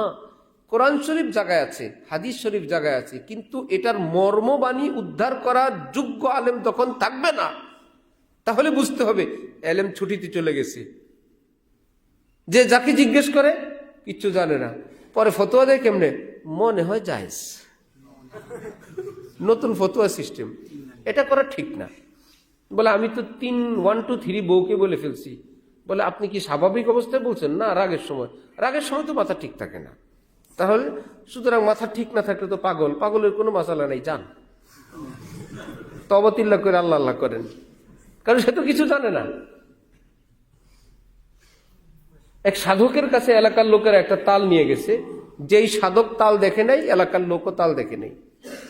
তাল কিভাবে পানিতে ভাসতে ভাসতে, তারা দেখেন গায়ের শরীরটা নরম, মাথায় আবার টুপি,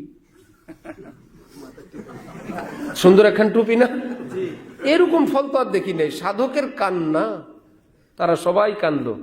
শেষে আবার হঠাৎ হাসা আরম্ভ করলে সবাই অবাক, কি ব্যাপার? জিজ্ঞেস করলো, স্যার কেন কানলেন, কেন হাসলেন? বলল, কান্না করলাম আজকের এই বিপদে তোমরা, আমি আছি বলে আমার কাছে আসছো, যেদিন আমি থাকবো না তোমরা কোথায় যাবা, এটা মনে করে কাঁদছি। এই কথা শুনে মর্মবাণী আবার সবাই কান্না শুরু করছে, সাধক দীর্ঘজীবী হোক ইত্যাদি। তাহলে আপনি হাসলেন কেন? হাসছি এই জন্য আমি নিজেই চিনি নাই। আমাদেরকে পাইছে এমন সাধকে, আমরা এখন এমন সাধকের পিছনে চলি। সব আছে, কোরআন হাদিসে সব আছে। আপনি তো কোরআনের ব্যাখ্যা নিজে সঠিক না। একটা উদাহরণ দিই, নবীজি বলেন কোরআনের ব্যাখ্যা কেউ যদি নিজে নিজে করলো এবং সঠিক হইলো তাও ভুল করলো। ভুলকে ভুল বললেন না, সঠিককে ভুল করলেন। নবী বললেন সঠিকও যদি হয় তাও ভুল। আপনার একটা দামি ব্র্যান্ডের পাজেরো গাড়ি নিয়ে আসছেন, বাড়ির সামনে রাখলেন। আপনার ছেলে একটা পাগলা, কিছু কিছু পারে, এখনো সে ড্রাইভার না, সে আপনার ড্রাইভার থেকে চাবি নিয়ে রোডে শহরে গাড়ি নিয়ে চলে গেছে। আপনি খুশি? কি ঘটনা ঘটায়, কি নিজে মরে না মাইরে আসে না ব্রিজে সাইড দেয়? ব্রিজ সাইড দেয়, ট্রাকের সাইড দিছে, বাসের সাইড দিছে, তারপরে ট্রাকের ড্রাইভার অ্যাক্সিডেন্ট হয়েছে। সাংবাদিকরা বললো কি হয়েছে, রাতের বেলা বললো একটা গাড়ি আসলো সাইড দিলাম, বাস আসলো সাইড দিলাম, সামনে একটা ব্রিজ আসছিল ওটা সাইড দিয়েছিলাম। একটু পরে দেখা গেল ছেলেটা কোনো দুর্ঘটনা ছাড়া গাড়িটা নিয়ে আপনার বাসার সামনে আসলো। আপনি কি বলবেন? Very good? ধমক দিবেন না? ছেলে বললো আমার কি ভুল হয়েছে, আমি তো ঠিক মতো নিয়ে আসছি। আরে আল্লাহ আনছে তোরে, আল্লাহ আনছে, ঠিক না? যদি দুর্ঘটনা ঘটতো তুই শেষ, আমার গাড়ি শেষ, নাকি কোন মারাল কেসের মামলা আমি খেতাম। এ তো ইন কেস বেঁচে গেছো, এইভাবে যদি চালাও দুর্ঘটনা কোন দিন হবে, সব শেষ হবে। নবী বলেন অনভিজ্ঞ ছেলে যেরকম গাড়ি চালাইলে ঠিক হইলেও তুমি বলো ব্যাঠিক, অনভিজ্ঞ ব্যাখ্যাকারী যদি কোরআন হাদিসের ব্যাখ্যা করে ঠিক হইলেও ব্যাঠিক। আজকে না ঠিক হয়েছে, একদিন তোমার ঈমান যাবে, সব যাবে, আর তোমার যারা ভক্ত সব যাবে। এক ডাক্তার বিসিএস ক্যাডার, সে হঠাৎ হুজুর হয়ে গেছে। ভাই ডাক্তার, তুই ডাক্তারগিরি কর। হুজুর হইতে হইতে তার কিছু ইংরেজি শিক্ষিত বন্ধু বান্ধব হয়েছে, তার একটা হোয়াটসঅ্যাপ গ্রুপ হয়েছে, টেলিগ্রাফ গ্রুপ হয়েছে, সে বয়ান দেশ বিদেশে প্রচার করে। তাকে নিষিদ্ধ করা হয়েছে, ভাই তোমার কাজ তুমি করো, এত কঠিন কাজে তুমি হাত দিছো কেন?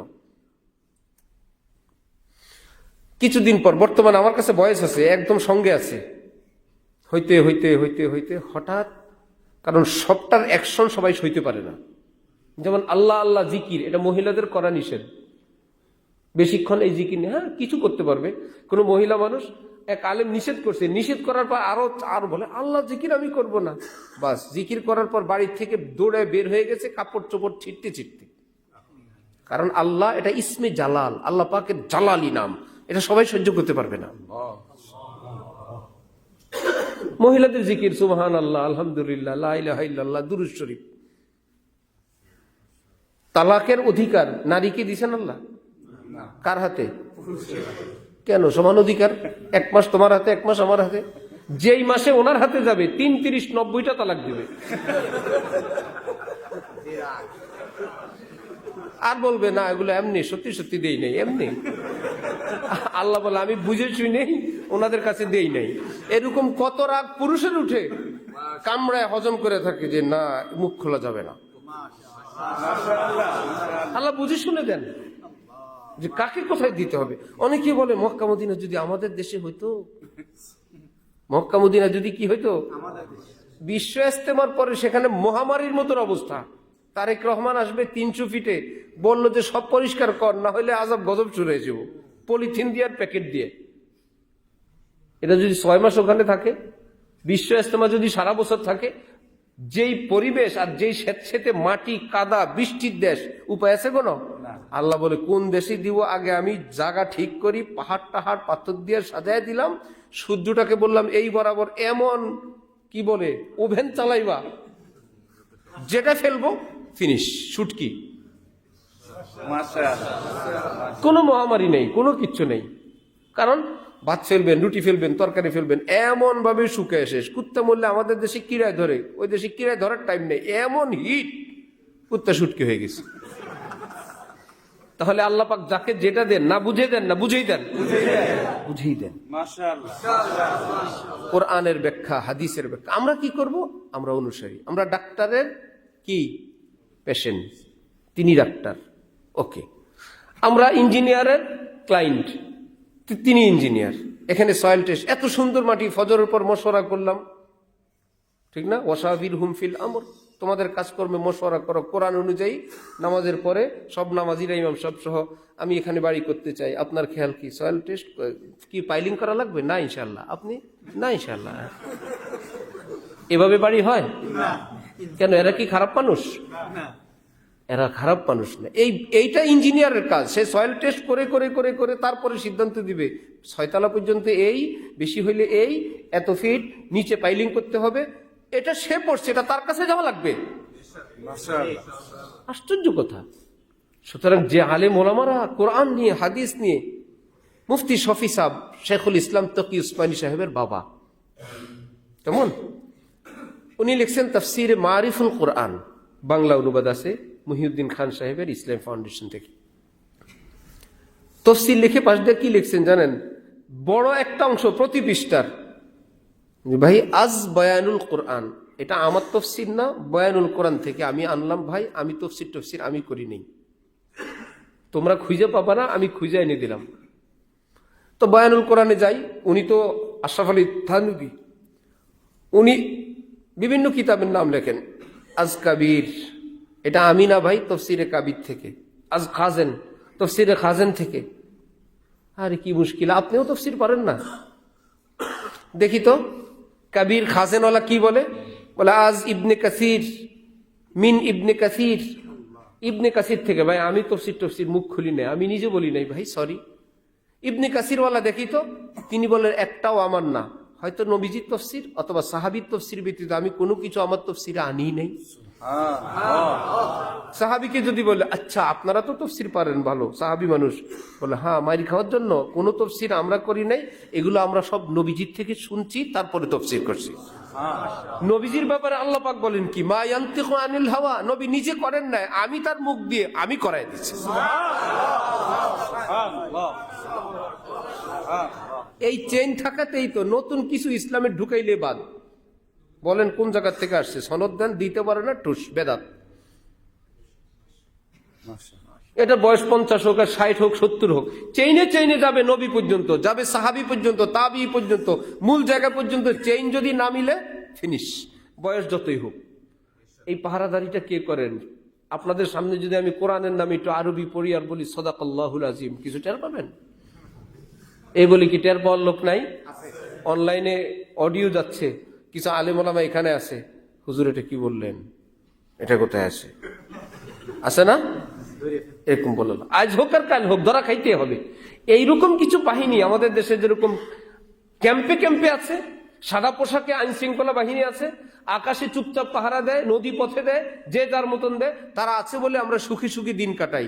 ঠিক কোরআন হাদিসের কেউ আসমানে, কেউ জমিনে, কেউ ইঞ্জিনে, কেউ গোপনে, যে যেই বিষয় নিয়ে তারা জায়গায় বসে আছেন বলেই আমাদের ইসলামের গাড়িটা চলছে। আমরা মোষ মারি আর রাজনীতি করি আর ভোট চাই, কেউ টের পায় না। আলেমরা নিজের জায়গায় আছেন বলে।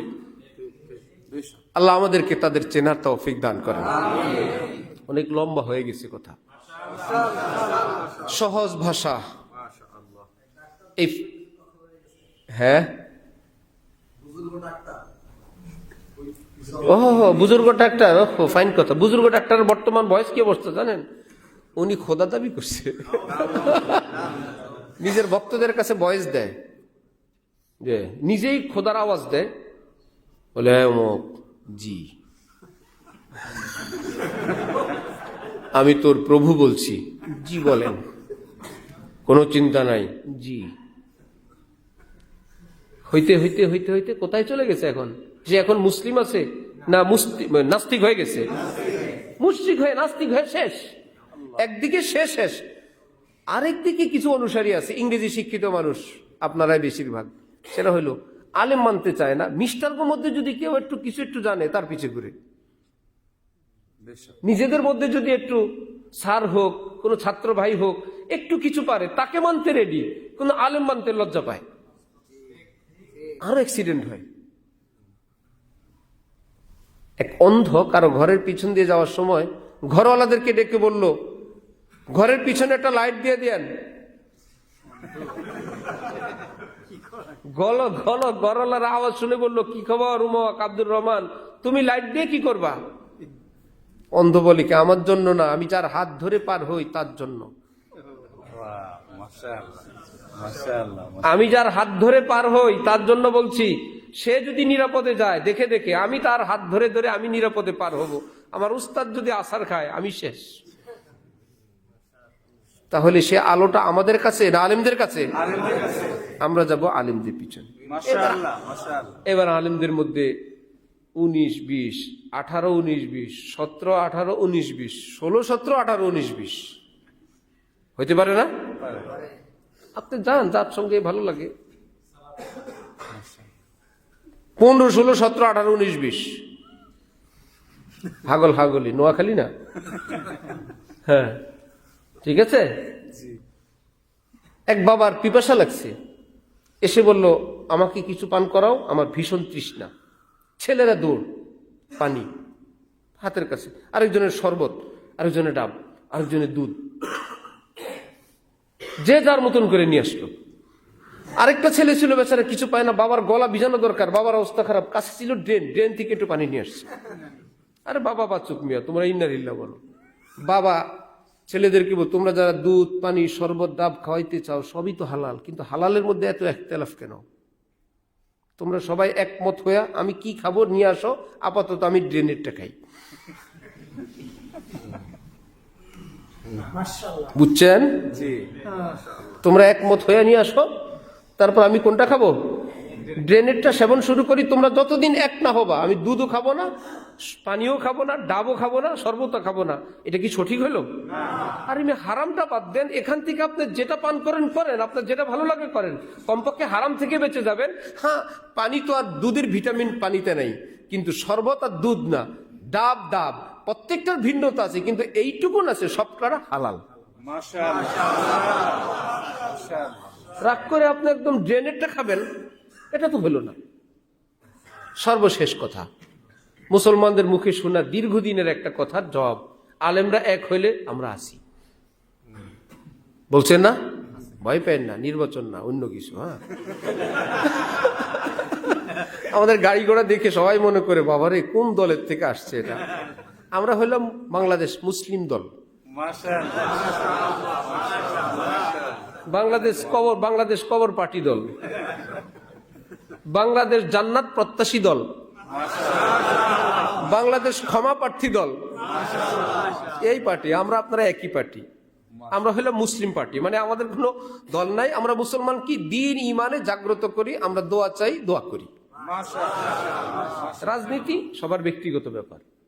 যাই হোক, অনেক দিনের কথা, কি আলেমরা যদি একমত হয় আমরা আছি। কারণ কি যে করি, এক আলেম বলে আস্তে আমিন বলো, আরেকজন বলে জোরে বলো, আরেকজনে পা একটু অল্প ফাঁকা করে, আরেকজনে এমনি দাঁড়ায়, কি মুশকিল।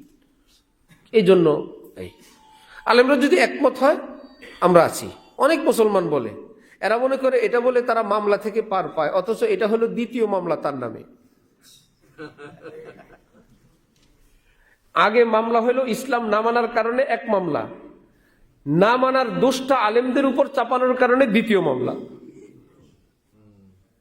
সে মনে করে সে মামলা থেকে মুক্ত, আসলে মুক্ত হইল না, আরেকটা মামলা খেলো, আরেকটা মামলা খেলো। হ্যাঁ, অনেকে এক লোককে দৌড়াইছে 1 কিলোমিটার, সেই লোক নির্দোষ মানুষ, খামাখা ভয় দেখায় তারে দৌড়াইছে, আর এসব বলে দৌড়াইছে কতটুক 1 কিলো। যে দৌড়াইলো সে কয় কিলো?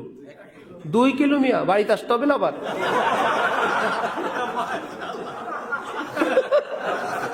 তাকে দৌড়াইলেন, সে তো তার বাড়ি চলে গেছে, আপনি ফেরত আসবেন না? আপনি 2 কিলো, তারপরেও খুশি। অথবা গালি দেয়, গালি দিয়ে খুশি। গালি কি ফেরেশতারা যাকে দেয় তার নামে লেখে না যে দেয়? আপনাদের এলাকায় কি নিয়ম ফেরেশতাদের? যাকে দেওয়া হয় তার আমল নামে লিখবে না? আমরা তো দিয়েই দিলাম, আমল নামে লিখবে না সে এত কোটি গালি খাইলো, এত খারাপ লোক? না যে দিল? নবীজি গালি দিতেন না খেতেন? মাসুম, যত খেতেন সবর করতেন, পুরস্কার লেখা হইতো ওনার নামে। আবু জাহেল আবুল হাব্ব নামে লানত লেখা হইতো। গালি দিলে বেটা হয় না, গালি খেয়ে সবর করে যদি দ্বীনের উপর অটল থাকে, গালি খেয়েও সে জান্নাতি হয়। যাই হোক, আলেমরা একমত হইলে আমরা রেডি আছি তো ইনশাআল্লাহ। একদম সত্যি কথা বলবেন, আপনার জীবনে আপনি যত ইমামের পিছনে নামাজ পড়ছেন, সূরা ফাতিহা আলহামদুলিল্লাহ দিয়ে শুরু করছিলেন না ওয়ালাদ-দাল্লিন দিয়ে? এই ফাতিহা ব্যতীত অন্য কোনো ফাতিহা পড়ছিল না, এটাই। এর মধ্যে কোনো হেরফের আছে? ইমামের পড়া অশুদ্ধ না শুদ্ধই? আপনারটা শুদ্ধ হয় নাই কেন? আপনি না বললেন আলেমরা এক হইলে আপনি আছেন? আলহামদুলিল্লাহ সূরা তো আমরা এক হইছি।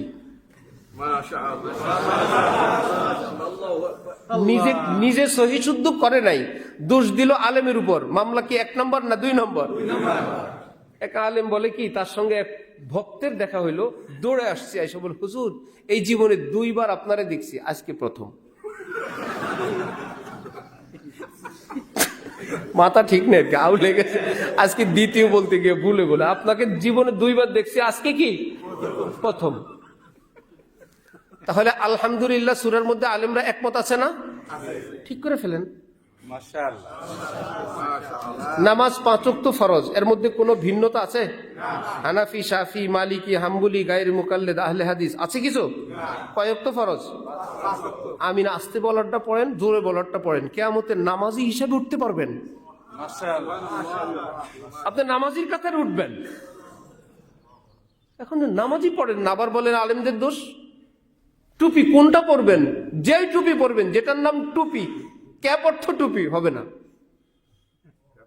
ক্যাপ অর্থ টুপি, সুতরাং ক্যাপ পরবেন, ওটার নাম টুপি না। ঠিক আছে? কাগজ দিয়ে বাথরুমের পরে কাগজ ব্যবহার করা কি জায়েজ না মাকরুহ? যেই কাগজ দিয়ে আমরা কি করি, লিখি, কাগজ। ঠিক আছে? কাগজ দিয়ে যদি কেউ ইস্তিনজার মধ্যে পায়খানা, ময়লা, পেশাব পরিষ্কার করে, এটা কি জায়েজ না মাকরুহ? টিস্যু পেপার, পেপার অর্থ কি? কাগজ, এটা মাকরুহ হয় না? বলে এই পেপার সেই পেপার না, পেপার অর্থ কাগজ, সুতরাং টিস্যু পেপার, টিস্যু কাগজ, কাগজ অর্থ তো মাকরুহ। একজন মুফতি সাহেব লিখে দিল, সুতরাং এই যে টিস্যু পেপার, এটা কিন্তু মাকরুহ, সে আগের যুগের মাটিতে যাইতে হবে। বলে টিস্যু পেপার পেপার না, ক্যাপ অর্থ টুপি না। যেই টুপি পরেন পরেন, যেই কালার পাগড়ি পরেন পরেন, পরেন তো সব জান্নাতি, আপনি টেনশন করবেন না। কেউ বিনা হিসাবে মৃত্যুর পরে জান্নাতে যাবে, আর সকল মুমিন যার যদি তওবা করে পাকসাফ হয়ে যায়, সেও কবরে বিনা হিসাবে জান্নাতে যাবে। ঈমান নিয়ে কিছু ভুল বিচ্যুতি নিয়ে কবরে গেলে, অপরাধের শাস্তির মেয়াদ শেষ হইলে সেও জান্নাতে যাবে। কিছুই পুঁজি নাই, কিয়ামতে 80টুকুন ঈমান। নবী বলেন, শাফাআতি লিআহলিল কাবাইরি মিন উম্মতি, আমার উম্মতের কবিরা গুনার গাঁটটি নিয়ে দাঁড়ায় থাকবে, কোনো মাপ হয় নাই, আমি সুপারিশ করে জান্নাতে নিয়ে যাব। এবার সিদ্ধান্ত আপনার। আল্লাহ থেকে পাক পবিত্র তওবা করে চোখের পানি দিয়ে হবেন, না কবরে গিয়ে জাহান্নামের জ্বলে ফ্রেশ হবেন, নাকি সেই কিয়ামত পর্যন্ত আযাব গজব ভোগ করে তারপরে যাবেন? আমরা কি আযাব গজব ভোগ করে যেতে চাই, না মুক্তি পেতে চাই? মুক্তির জন্য তওবা ব্যবস্থা। আল্লাহ আমাদেরকে তৌফিক দান করেন। শেষ কথা বলছিলাম, আরেকটা শেষ কথা বলি। তওবা করতে অনেকে ভয় পায়, তওবা ভেঙে যাবে। হাকিমুল উম্মত মাওলানা আশরাফ আলী থানভী বলেন, অজু কি তোমার ভাঙে না? তো অজু করো কেন? অজু ভাঙার ভয়ে অজু করা বন্ধ রাখো। অজু করলে কি লাভ? অজু ভেঙে যায়। তখন আমরা কি জানি? অজু করলে হয়ে যায়, দুর্ঘটনা ঘটলে অজু ভেঙে যায়। অজু করব, যতক্ষণ পারি রাখবো, ভাঙলে আবার করব। যতক্ষণ পারি রাখবো, ভাঙলে আবার করব। এই উজু দিয়ে তো চলছে আমাদের জীবন। তওবার নিয়মেই তওবা করব, তওবা ভেঙে গেলে আবার করব, আবার তওবা ভেঙে গেলে আবার করব। কোরআন শরীফ আল্লাহ পাক বলেন, ইন্নাল্লাহা, আমি ইন্না শব্দ দিয়ে নাজিল করলাম, একদম পাকাপোক্ত ব্যাপার, ফাইনাল কথা। ইউহিব্বুত তাওয়াবিন, যারা বেশি বেশি তওবা করে আমি আল্লাহ তাদেরকে ভালোবাসি, ভালোবাসবো। ইউহিব্বু, আল্লাহ পাকের কাছে তওবা করার চেষ্টা করব। কেমন? ইনশাআল্লাহ। কমপক্ষে একটু ঘুমানোর সময় গিয়ে কান্নাকাটি করে ক্ষমা চাইব ইনশাআল্লাহ। আর হক্কানি আলেম ওলামা, আপনার এলাকায় আলেমদের দৃষ্টিতে যে আলেম, স্যাররা যদি বলে স্যার, ডাক্তাররা যদি বলে ডাক্তার, ইঞ্জিনিয়াররা যদি বলে বড় ইঞ্জিনিয়ার, বুঝতে হবে তিনি বড় ইঞ্জিনিয়ার। স্যাররা যদি বলে স্যার, ডাক্তার যদি বলে ডাক্তার, ঠিক আলেম যদি বলে বড় আলেম, বুঝতে হবে বড় আলেম। নাইলে আপনি চেহারা সুরত দেখে, একজনের পাগড়ি দেখে বলে আল্লাহু আকবার। আমাদের এক পীর ভাই মনপুরা দ্বীপে গিয়া, সে গেছে ব্যবসায়ী কাজে, এলাকার লোক চেহারা সুরত দেখে হুজুর হুজুর বলে মুরগি টুরগি খাওয়ায় পিসাব বানাইছে। সেও খায় মুরগি। হজরতের থেকে যায়, কিছু জিকির আজকার দেয়, তারা তাজ তোয়াজ করতে করতে এখন সবাই এসে ধরছে। উনি হলেন ব্যবসায়ী হাজি। হুজুর, আল্লাহ এক, রসুল এক, কোরআন এক, হাদিস এক, নামাজ এত রকম কেন? এখন আমাদের কাছে বলে ডাইরেক্ট, ভাই ভাবছি আজকে মুরগি বাইর করব। এতদিন তো হুজুর সেজে মুরগি খাইছিলাম, আজকে মুরগি বাইর করব। হঠাৎ বুদ্ধি আসলো, বললাম এটা জটিল মাসালা তো, কিতাব না দেখে বলা যাবে না। এই বলে ঢাকা এসে গেছে। আলেমরা যদি বলেন আলেম, তাহলে আর ধোঁকা খাবেন না। আলেমরা যদি বলে দেন হক, আপনি যদি হক ঠিক করতে যান, সিটি গোল্ডকে স্বর্ণ, যাত্রাবাড়ি চোরারা, ছিনতাইকারীরা আগে চিনতো, এখন চিনে না। হঠাৎ কান্দে মহিলাকে কান থেকে, তো মহিলা কানবে না? কান্দে না, শুধু কান একটু ব্যথা পাইছে এই নিয়ে টেনশন। চোরায় দৌড় আমাদের সামনে দেয়া, একটু পরে আমরা দাঁড়াইলাম, পরে সিটি গোল্ড, সিটি গোল্ড। আলেম মনে করে এরকম সিটি গোল্ডের পিছনে পড়বেন শেষে। আলেমরা যদি বলে দেয় আলেম, তার পিছনে চলবেন।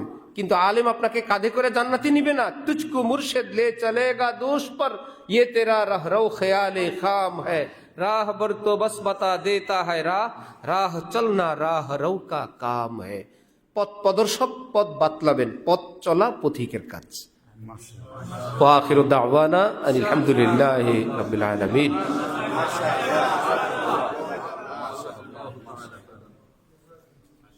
আমি জিজ্ঞেস করছিলাম নামাজ কয়টা, আজান কয়টা? সব তো মনে হয় ক্রস হয়ে গেছে না? তাই? মাশাআল্লাহ, মাশাআল্লাহ। দুরূদ শরীফ পড়েন। আল্লাহুম্মা সাল্লি আলা সাইয়্যিদিনা মুহাম্মদ ওয়া আলা আলি মুহাম্মদ ওয়া বারিক ওয়া সাল্লিম। লা ইলাহা ইল্লাল্লাহ। আমরা ওখানে যেখানে যাব ওখানে 8টায়। আলহামদুলিল্লাহ রাব্বিল আলামিন, ওয়াসসালাতু ওয়াসসালামু আলা রাসূলিহিল কারীম। লা ইলাহা ইল্লা আনতা সুবহানাকা ইন্নী কুনতু মিনাজ জালিমিন। ইয়া আল্লাহ রহমান রহিম মেহেরবান, আল্লাহ আমাদের সকলকে মাফ করে দেন। আল্লাহ আমাদের মা বাবাকে মাফ করে দেন, আমাদের আপনজন প্রিয়জনকে মাফ করে দেন, সব মুসলমান ভাই বোনদেরকে মাফ করে দেন। আল্লাহ যারা জিন্দা, যারা কবরবাসী, সকলকে মাফ করে দেন। আল্লাহ আমাদেরকে সিরাতুল মুস্তাকিম দান করেন। আল্লাহ আমাদেরকে হকের ঠিকানা দান করেন, সেটার মূল্যায়ন করার তৌফিক দান করেন। আল্লাহ দল মুদিল থেকে হেফাজত করেন। আল্লাহ নিজেরা গুমরা করে তাদের থেকে রক্ষা করেন। আল্লাহ যারা স্বার্থের জন্য, পদের জন্য, দুনিয়ার জন্য মানুষকে গুমরা করে, রুটি রুজির জন্য, আল্লাহ তাদেরকে হেদায়েত করেন। তাদের হালাল রুটি রুজির ব্যবস্থা করে এই পথ পরিহারের তৌফিক দান করেন। আল্লাহ আজকের মজলিস কবুল ফরমান। আল্লাহ সারা পৃথিবীর মুসলমানদেরকে আল্লাহ যে যেখানে আছে আপনি হেফাজত করেন, জান মাল ইজ্জত আবরু আপনি রক্ষা করেন। খাস করে ফিলিস্তিনকে আল্লাহ কুদরতিভাবে স্বাধীন বানায় দেন। আয় আল্লাহ জালেমদেরকে হেদায়েত দান করেন, হেদায়েত ভাগ্যে নাই যাদের আপনি আসমানি গজব দিয়ে ধ্বংস করে দেন। ইসরায়েলকে পৃথিবীর মানচিত্র থেকে নিশ্চিহ্ন করে দেন আল্লাহ। আয় আল্লাহ যারা মুসলমানকে টার্গেট করে আপনার আযাব দিয়ে তাদেরকে টার্গেট করেন আল্লাহ। আল্লাহ যারা আমাদের দেশকে মুসলমানদেরকে টার্গেট করে আপনি গজব দিয়ে তাদেরকে টার্গেট করেন মাওলা। আয় আল্লাহ আমাদের এই দেশকে আপনি আয় আল্লাহ সংরক্ষণ করেন, হেফাজত করেন, রহমতে ধন্য করেন, দেশের জন্য উত্তম হুকুমত দান করেন, দেশ জাতি ইসলামের জন্য কল্যাণকর হুকুমত দান করেন। আয় আল্লাহ অসভ্য অসৎ চোর ডাকাত খুনি সন্ত্রাসী থেকে আমাদের দেশকে হেফাজত করেন। আয় আল্লাহ দেশকে নিরাপদ বানায় দেন, ঋণ মুক্ত করে দেন, স্বনির্ভর করে দেন। আয় আল্লাহ অফিসে অফিসে আদালতে মোড়ে মোড়ে মানুষগুলোকে সততার পরিচয় দেওয়ার তৌফিক দান করেন। আয় আল্লাহ সুখী সমৃদ্ধি নিরাপদ বাংলাদেশ দান করে দেন। আয় আল্লাহ এরকম দেশ পৃথিবীতে কমই আছে যেখানে এত মাদ্রাসা, এত মসজিদ, এত আলেম আলেমা। আয় আল্লাহ যেখানে মানুষ ভিটি বিক্রি করে আয় আল্লাহ চাকরির পেনশনের টাকার অপেক্ষায় থাকে, আল্লাহ আপনার ঘর এক নজর দেখবে। আয় আল্লাহ আল্লাহ আপনার এই প্রেমিক, আপনার এই দেওয়ানা, এই মানুষগুলোর উসিলায় আমাদের দেশটাকে আপনি হেফাজত ফরমান। আয় আল্লাহ দেশটাকে আপনি অনেক বড় বানায় দেন। যারা আমাদেরকে টুকরা করতে চায় তাদেরকে টুকরা টুকরা করে দেন আল্লাহ। আয় আল্লাহ তাদের সব দব্য অহংকার পাতালে মিশিয়ে দেন। আয় আল্লাহ সকলের অন্তরের নেক মাকসুদ আপনি পুরা ফরমান। আয় আল্লাহ আমাদেরকে হালাল সম্মানজনক রুজির ব্যবস্থা করে দেন, হারাম থেকে দূরে থাকার তৌফিক দেন। আল্লাহ এই নগর, এই শহরের উপর আয় আল্লাহ খাস রহমত দান করেন। আয় আল্লাহ এক মস্ত বড় আপনার দেওয়ানা এই শহরে আছেন। আয় আল্লাহ তার রুহানি ফুয়ুজ বারাকাত সকলকে দান করে দেন। সে হকের পথ আমাদের সকলকে অনুসরণের তৌফিক দান করেন। সুবহান রাব্বিকা রাব্বিল ইজ্জাতি আম্মা ইয়াসিফুন ওয়া সালামুন আলাল মুরসালিন ওয়ালহামদুলিল্লাহি রাব্বিল আলামিন।